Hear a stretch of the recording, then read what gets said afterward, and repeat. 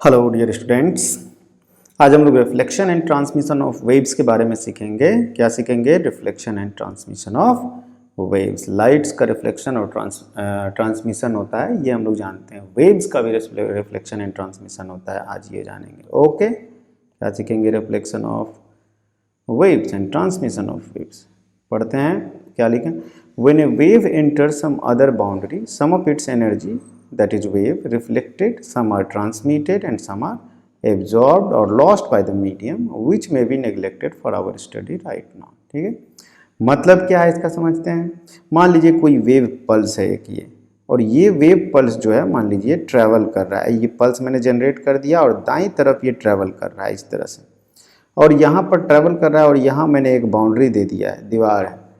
तो ट्रैवल करते करते जब यहाँ पर आएगा तो क्या होगा? वो वेव जो है वो रिफ्लेक्ट हो जाएगा, और वो रिफ्लेक्शन जो होगा वो किस तरह से होगा, ठीक है। तो उसको सीखेंगे कि रिफ्लेक्शन होगा तो उसमें क्या चेंजेज आएंगे। वेव के पैटर्न में भी वेलोसिटी से जा रहा है, रिफ्लेक्ट होने के बाद क्या होगा उसका, ये एक चीज़ जानेंगे। ओके, और जैसे कुछ बहुत ज़्यादा डीप में तो जाएंगे नहीं हम लोग, लेकिन रफ आइडिया एक हो जाएगा कि क्या ये हो गया। मीडियम चेंज हम बोल रहे हैं, हमने यहाँ पे लिखा है जब when it enters other boundary, ठीक है। अगर मान लीजिए कॉपर है, कॉपर से किसी और में एल्युमिनियम में ट्रैवल कर रहा है।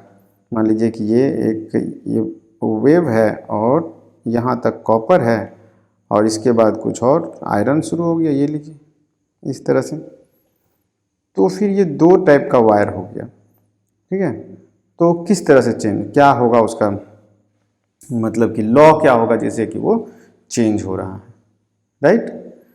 तो वेव में क्या होता है, देखिए कि मैं आपको बताता हूँ कि जब वो किसी हायर डेंसिटी वाले मीडियम में एंटर करता है तो रिफ्लेक्टेड वेव जो होता है वो इन्वर्टेड हो जाता है, और जब लोअर डेंसिटी वाले में होता है तो reflected wave as it is रहता है, जो रिफ्लेक्ट हो जाएगा वापस। और ट्रांसमिटेड वेव जो होता है वो कभी भी चेंज नहीं होता है, उसका डायरेक्शन जो था वही जाएगा उसी तरह से। क्लियर? फेज में इन्वर्टेड हो जाएगा अगर वो हाई डेंसिटी मीडियम से रिफ्लेक्ट हो रहा है तो अगर इस तरह से बोला जाए तो यहाँ पर जब आएगा इस तरह से आने के बाद यहाँ जब रिफ्लेक्ट होगा वॉल से तो वेव इन्वर्टेड हो जाएगा, ऐसे ऐसे आना शुरू हो जाएगा वो, ठीक है। लेकिन अगर मान लीजिए कि ये लो डेंसिटी वाला है और ये हाई डेंसिटी वाला है, इसमें वेव इस तरह से जा रहा है, और जो रिफ्लेक्ट होके आएगा वो रिफ्लेक्ट होके वापस इसी में आ जाएगा, इसी तरह से ऐसे, ठीक है। चेंज नहीं होगा डायरेक्शन। और ट्रांसमिटेड वेव अगर है तो ट्रांसमिटेड वेव तो वैसे भी कहा मैंने कि सेम होता है। क्लियर है? ठीक है, उस चीज़ को यहाँ पर देखा गया है। If a wave enters a region, पढ़िए, where the wave velocity is smaller. Wave velocity smaller का मतलब हो गया कि हायर डेंसिटी, क्योंकि v इज इक्वल टू होता है वेव के केस में tension divide by mass density. तो अगर हाई डेंसिटी हुआ तो लो वेलोसिटी, लो डेंसिटी तो हाई वेलोसिटी, ठीक है, इन्वर्सली प्रोपोर्शनल है। तो स्मॉलर वेलोसिटी मतलब हायर डेंसिटी, ठीक है। देन तब उस समय क्या होगा? The reflected wave is inverted. Higher density में एंटर करेगा तो रिफ्लेक्टेड वेव जो है वो इन्वर्टेड होगा। If it enters a region where the wave velocity is larger, मतलब smaller density, the reflected wave is not inverted. ये चीज़ जो मैंने यहाँ पे डिस्कस किया वो चीज़ है। क्लियर? दो वायर है, मान लीजिए सपोज कीजिए कि एक वेव पल्स है ऐसे जा रहा है, और एक वायर है और एक कुछ मोटा सा वायर ले लेते हैं, यहाँ से दूसरा वायर शुरू हो गया, ठीक है। तो इसमें जब ये ट्रैवल कर रहा है इस तरफ तो यहाँ पर क्या होगा? यहाँ पर जब आएगा वेव बाउंड्री पर तो इसके साथ कुछ इस टाइप का होगा, वेव रिफ्लेक्ट हो जाएगा, तो जो रिफ्लेक्टेड वेव होगा वो डाउनवर्ड हो जाएगा इस तरह से, ऐसे। अब इधर आ रहा है रिफ्लेक्ट होने के बाद, और जो ट्रांसमिटेड वेव है वो ट्रांसमिट हो जाएगा, वो एज इट इज जाएगा, ठीक है। एम्पलीट्यूड चेंज हो जाता है, तो वो एम्पलीट्यूड रिफ्लेक्टेड का क्या होगा, ट्रांसमिटेड का क्या होगा, थोड़ा हायर स्टडी का मैटर है। यहाँ पर केवल क्वालिटेटिवली हम लोग देख रहे हैं कि असल में होता क्या है, ठीक है। और इसी में अगर केस उल्टा रहता कि हाई डेंसिटी से लो डेंसिटी में जा रहा है, तब क्या केस होता? सपोज कीजिए कि ये वेव है हाई डेंसिटी का, और यहाँ पर शुरू होता है एक लो डेंसिटी, इस तरह से पतला वायर, मोटा वायर से पतला वायर में एंटर कर रहा है, तो वेव क्या होगा? जो रिफ्लेक्टेड वेव है वो वापस इन्वर्टेड नहीं होगा, वो इसी में आ जाएगा ऐसे, और जो ट्रांसमिटेड वेव है वो तो होता ही नहीं है इन्वर्टेड किसी भी केस में, तो वो इधर चला जाएगा, ये रिफ्लेक्ट इधर हो गया, इन्वर्टेड ये हो गया। ठीक है, तो ये चीज़ें कॉन्सेप्ट जो है यहाँ पर क्लियर हो जा रही है, क्लियर है। Wave velocity and linear mass density जो होता है किसी भी स्ट्रिंग के केस में वो इन्वर्सली प्रोपोर्शनल है। ठीक है, wave velocity and linear mass density जो कि म्यू है, क्लियर। हाई म्यू का मतलब हायर मास डेंसिटी। ठीक है, अच्छा हम लोग स्ट्रिंग में वेव की बात करेंगे कि स्ट्रिंग में जो वेव है, ठीक है, स्ट्रिंग वेव, ठीक है। स्टैंडिंग वेव के बारे में हम लोग देखते हैं कि स्टैंडिंग वेव जो होता है स्ट्रिंग में वो किस तरह से डेवलप होता है और स्टैंडिंग वेव का कॉन्सेप्ट क्या है। ठीक है, standing wave, standing wave in a string क्या होता है। स्टैंडिंग वेव, मान लीजिए कि एक स्ट्रिंग है, ये एक स्ट्रिंग है, ठीक है, और इसका एक एंड जो है वो फिक्स्ड एंड है और दूसरा फ्री एंड है। अब इस फ्री एंड में सपोज कीजिए कोई सोर्स ऑफ वाइब्रेशन ला रहे हैं आप, जिसको जो एम्पलीट्यूड देगा, सपोज कीजिए एक ट्यूनिंग फॉर्क इसके पास ले आए, ट्यूनिंग फॉर्क। अब ये ट्यूनिंग फॉर्क जो है, इसको दूसरे कलर से दिखाते हैं, ट्यूनिंग फॉर्क जो है इसको वाइब्रेशन दे रहा है, ट्यूनिंग फॉर्क इस टाइप दिखा रहा है। ठीक है, ये ट्यूनिंग फॉर्क इसको वाइब्रेट कर रहा है, इस तरह से वाइब्रेट करेगा ऐसे, और इस वाइब्रेशन की वजह से ये जो है वाइब्रेट करेगा। इसमें वाइब्रेशन कुछ इस टाइप का देना होगा जो ऐसा पल्स इसमें दे, एज्यूम कर लीजिए कि इस टाइप का वाइब्रेशन दे रहा है, ऐसे ट्यूनिंग फॉर्क को इस तरह से डायरेक्शन दिया जाए। तो जब वाइब्रेशन देगा, जब इसमें पल्स जनरेट होगा, तो वो पल्स क्या है कि इस तरह से आगे की तरफ बढ़ेगा ऐसे, और वेव पल्स जो है वो लगातार देगा, तो लगातार बहुत सारे पल्स ऐसे मिल करके बढ़ेंगे, एक ये हो गया, इसके बाद ये हो गया, इसके बाद ये हो गया। अगर साइन देता है तो ये इस तरह से आगे बढ़ेगा। अभी एनिमेशन में हम लोग देख लेंगे, फिलहाल ऐसे समझिए इसको कि स्टैंडिंग वेव कैसे जनरेट होता है। ये पल्स आगे की तरफ जाएगा, जाते जाते जाते जाते क्या होगा, यहाँ पर आएगा जब, तो यहाँ पर रिफ्लेक्शन होगा रिजिड वॉल से। ठीक है, रिजिड वॉल है, दीवार है यहाँ पे, तो जब इससे रिफ्लेक्शन होगा रिजिड से, तो हमें पता है कि क्या होता है रिफ्लेक्शन में, ये इन्वर्ट हो जाता है, अपोजिट हो जाता है, मतलब इसमें पाई का डिफरेंस आ जाता है, पाई फेज डिफरेंस पाई हो जाता है। ठीक है, अब क्या है, फेज डिफरेंस पाई हो गया इसमें, तो ये जब बाद में अगर इसको ड्रॉ करेंगे तो वो कैसा हो जाएगा कि फेज डिफरेंस पाई हो जाएगा। तो इसका अगर एक और ड्रॉ किया जाए तो रिफ्लेक्शन, जस्ट रिफ्लेक्शन के समय ये ऐसा होगा, अब ये इस तरफ आने लगा है, ठीक है, इस तरफ आने लगा, यहाँ पर ट्यूनिंग फॉर्क है, और जब ये यहाँ पर पहुँचेगा यही वाला, तो ये और इस यहाँ पर ऐसे रहेगा, पहुँचेगा, लेकिन यहाँ पर ट्यूनिंग फॉर्क से वापस क्या होगा, रिफ्लेक्शन होगा, वापस रिफ्लेक्शन में ये बड़ा हो जाएगा ऐसे, ट्यूनिंग फॉर्क से अगर अटैच है तब ट्यूनिंग फॉर्क से वापस रिफ्लेक्ट होकर के क्या हो जाएगा, इन्वर्ट हो जाएगा। ये जो इस तरह से है वो वापस इन्वर्ट होकर के ऐसे हो गया। तो ये दो बार रिफ्लेक्टेड वेव है, एक बार यहाँ रिफ्लेक्ट हुआ और दूसरा बार ट्यूनिंग फॉर्क से रिफ्लेक्ट हुआ है, तो ये बन गया। और इसके पास ट्यूनिंग फॉर्क का अपना वाइब्रेशन अलग है वो, तो ये दोनों जो है वाइब्रेशन यहाँ पर सुपर इम्पोज होगा, मिल जाएगा, एक इसका वाइब्रेशन और एक ट्यूनिंग फॉर्क का वाइब्रेशन। तो मान लीजिए इसका एम्पलीट्यूड अगर ए है, एम्पलीट्यूड ए है, और इसका हो जाए, इसका भी ए रहेगा, नेग्लेक्टिंग लॉसेस, कोई लॉस हम लोग नहीं मान रहे हैं तब, तो ये भी ए रहेगा, यहाँ भी नेग्लेक्ट नहीं करेंगे लॉस का, तो वापस जो ऊपर में आया है ये भी ए रहेगा। तो ए के साथ इसका अपना ए, किसका, ट्यूनिंग फॉर्क का, ट्यूनिंग फॉर्क का भी ए है। ठीक है, जो रिफ्लेक्टेड वेव दो बार ट्वाइस रिफ्लेक्टेड वेव जो हुआ है वो भी ए है। तो ए और ए मिलकर के जो फाइनल यहाँ से दोबारा निकलेगा, दोनों मिलकर के वो 2a मिल करके जाएगा, तो ये 2a हो जाएगा, एम्पलीट्यूड इसका 2a हो जाएगा। अब 2a वाला जाएगा इधर से, समझ रहे हैं, अब 2a वाला जा रहा है, ध्यान से समझते रहिएगा, 2a इसका एम्पलीट्यूड हो गया। अब 2a वाला यहाँ पर जा करके 2a वाला यहाँ पर टकराएगा, तो 2a वाले का यहाँ पे इन्वर्जन हो जाएगा, इस तरह से 2a वाला इन्वर्ट। अब ये 2a वाला आएगा तो यहाँ पर 2a वाला होगा और इन्वर्ट होगा, तो 2a वाला इन्वर्ट होगा, समझ रहे हैं। ये दो बार रिफ्लेक्टेड वेव का ये शेप हो गया ये, लेकिन इसके साथ फिर ट्यूनिंग फॉर्क का एक ए वाला एम्पलीट्यूड सुपर इम्पोज होगा, तो 2a है, ये है, एक ए और आ जाएगा, तो ये 3a का एम्पलीट्यूड बन जाएगा, समझ रहे हैं। अब ये 3a का एम्पलीट्यूड बन करके इस तरह से जाएगा। इस तरह से क्या होगा, ट्वाइस रिफ्लेक्टेड वेव और plus tuning fork, twice reflected wave plus tuning fork कितना एम्पलीट्यूड देगा, 2A, ठीक है। उसके बाद क्या हो जाएगा, ये 2A वाला फिर यहाँ पे टकराएगा 2A वाला, इसका मतलब यहाँ पर ये कह लीजिए कि तीसरा बार रिफ्लेक्ट हुआ है और फिर यहाँ पे रिफ्लेक्ट होगा तो चौथा बार रिफ्लेक्ट होगा। तो ऐसे कर सकते हैं कि fourth reflected wave plus tuning fork ये एम्पलीट्यूड कितना देगा 3A, समझ रहे। इस तरह से 2A 3A 4A बढ़ते चला जाएगा, इसका मतलब तो एम्पलीट्यूड बढ़ते ही रहेगा। तो कहाँ प्रॉब्लम है, एम्पलीट्यूड तो ऐसा होता नहीं है। तो प्रॉब्लम यहाँ है कि लॉसेस को हमने नेग्लेक्ट किया है। लॉसेस होता है और लॉसेस एम्पलीट्यूड के प्रोपोर्शनल होता है, तो लॉसेस बढ़ते जाता है। एक समय ऐसा आएगा, एक बैलेंस ऐसा आएगा कि जो लॉसेस है और जो ट्यूनिंग फॉर्क का जो एम्पलीट्यूड है कॉरस्पॉन्डिंग एनर्जी वो मेकअप हो जाएगा। मतलब जितना एनर्जी ट्यूनिंग फॉर्क दे रहा है स्ट्रिंग को उतना लॉस हो जा रहा है। और जब ये सिचुएशन आएगा तो उस समय जो भी एम्पलीट्यूड हो जा रहा है वो एम्पलीट्यूड जाएगा और रिफ्लेक्ट होकर वापस आएगा, फिर जाएगा रिफ्लेक्ट, क्योंकि उस समय ट्यूनिंग फॉर्क का जो एनर्जी है वो कंसिडर करने की जरूरत नहीं है। ट्यूनिंग फॉर्क की जो एनर्जी है वो लॉसेस में कंप्लीट हो जाए, लॉसेस में चला जा रहा है। क्लियर है, ये 3A देता है। क्लियर है।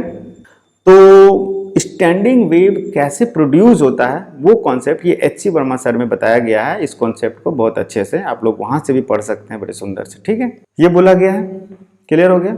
अब स्टैंडिंग वेव जो होता है वो अगर ये तो मैंने कहा कि ट्यूनिंग फॉर्क की मदद से हम देख लिए।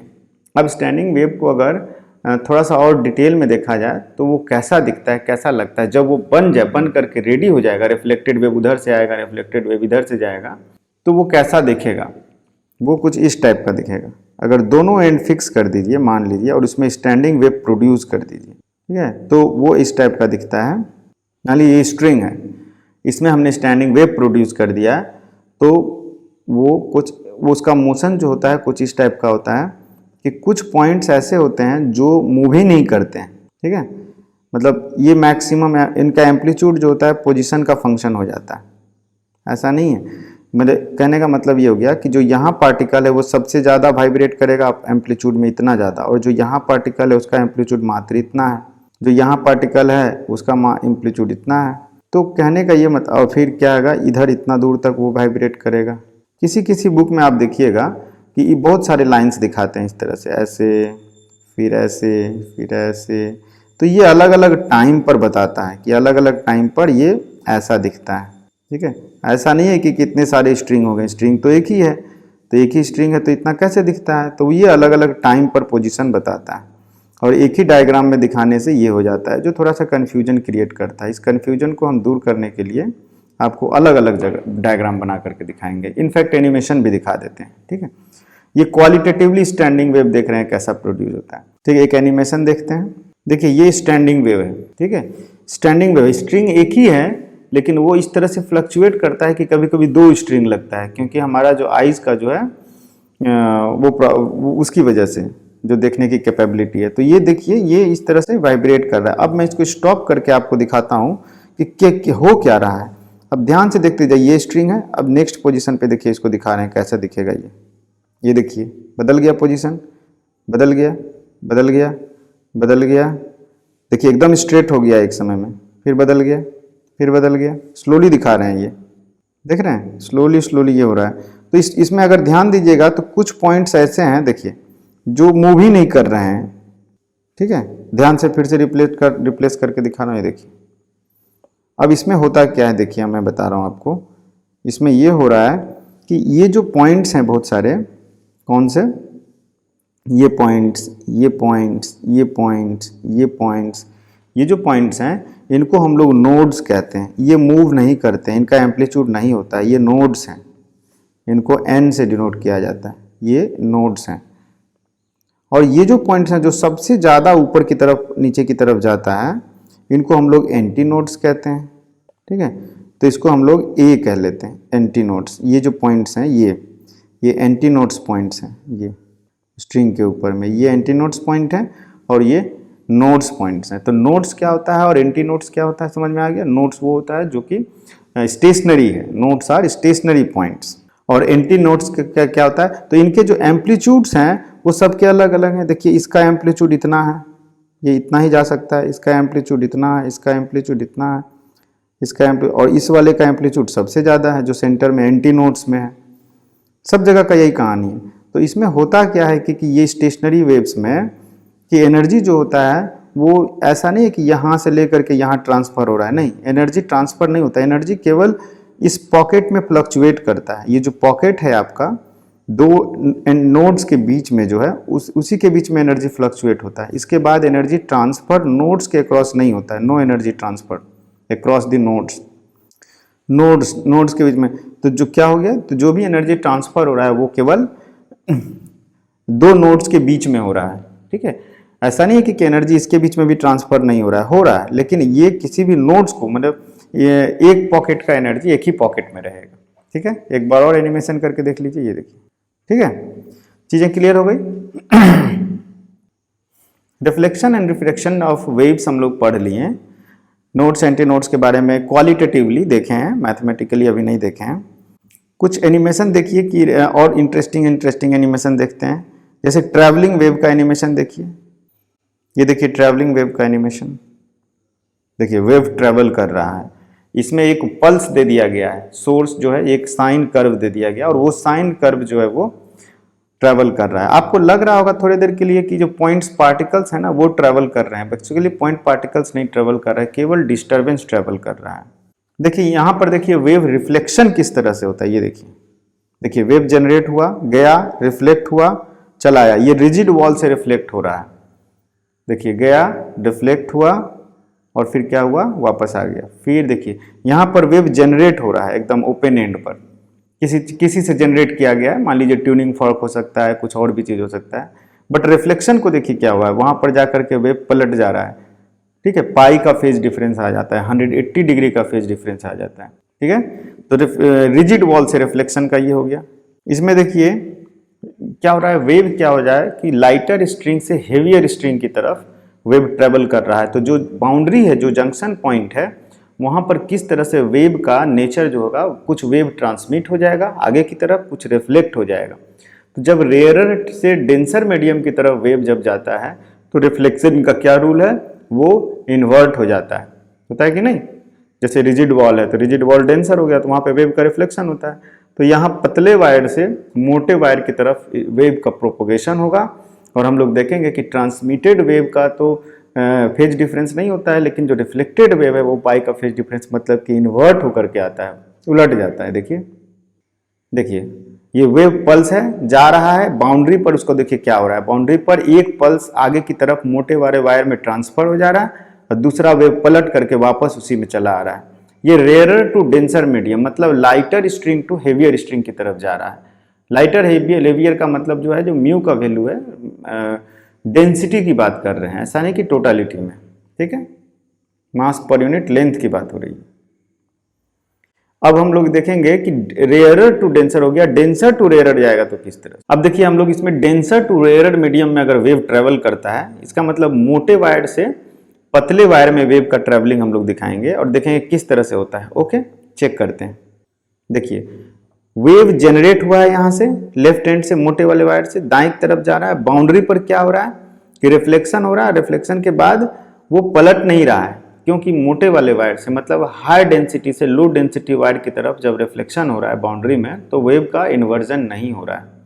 और ट्रांसमिशन तो दोनों, ट्रांसमिशन जो हो रहा है मतलब एक वायर से दूसरे वायर में जो जा रहा है वो तो वेव का रिफ्लेक्शन नहीं होता है। और एम्पलीट्यूड की जहाँ तक बात है तो एम्पलीट्यूड चेंज होता है, लेकिन वो हमारी स्टडी में नहीं है, हायर स्टडी में है कि एम्पलीट्यूड किस तरह से, एम्पलीट्यूड का फैक्टर किन किन चीज़ों पर डिपेंड करता है और किस तरह से चेंज होता है, वो हमारे सिलेबस में नहीं है। हम एम्पलीट्यूड के बारे में डिस्कशन नहीं कर रहे हैं, क्वालिटेटिव डिस्कशन यहाँ पर कर रहे हैं। ठीक, तो क्लियर हो गया कि स्टैंडिंग वेव का कॉन्सेप्ट क्या है। स्टैंडिंग वेव का कॉन्सेप्ट यही है कि किसी तरह से एक अगर दोनों एंड को फिक्स कर दिए और स्टैंडिंग वेव जनरेट कर दिए तो वो स्टैंडिंग वेव किस तरह से मोशन करता है, स्टैंडिंग वेव में क्या क्या प्रॉपर्टीज़ हैं कि it is not a progressive wave. Standing wave एक प्रोग्रेसिव वेव नहीं है। प्रोग्रेसिव वेव वो होता है जिसमें एनर्जी एक पॉइंट से दूसरे पॉइंट दूर तक ट्रांसफर होता है, लेकिन स्टैंडिंग वेव में ऐसा नहीं होता। स्टैंडिंग वेव में एनर्जी जो है दो नोड्स के बीच में केवल फ्लक्चुएट होता है। स्टैंडिंग वेव की प्रॉपर्टी हम लोगों ने देख ली कि स्टैंडिंग वेव में जो एम्पलीट्यूड जो होता है वो मैक्सिमम होता है एंटी नोड्स पर और जीरो होता है नोड्स पर। तो जीरो नोड्स का मतलब हो गया कि वो पार्टिकल ऑसिलेट ही नहीं कर रहा है, तो जब कोई पार्टिकल ऑसिलेट ही नहीं कर रहा है तो वो अपने बगल वाले को एनर्जी कैसे ट्रांसपोर्ट करेगा, तो चुपचाप है। इसका मतलब ये हो गया कि एनर्जी जो है दो नोड्स के बीच में ही रहता है, एक नोड से दूसरे नोड में ट्रांसपोर्ट नहीं होता है एनर्जी, इसलिए मैंने कहा पॉकेट में एनर्जी रहता है। ठीक है, इसके नेक्स्ट लेक्चर में थोड़ा सा हम लोग देख लेंगे कि क्वालिटेटिवली कि जो स्टैंडिंग वेव है उसका जो उसकी मैथमेटिक्स क्या है, किस तरह से क्या बोलता है। ठीक, थैंक यू।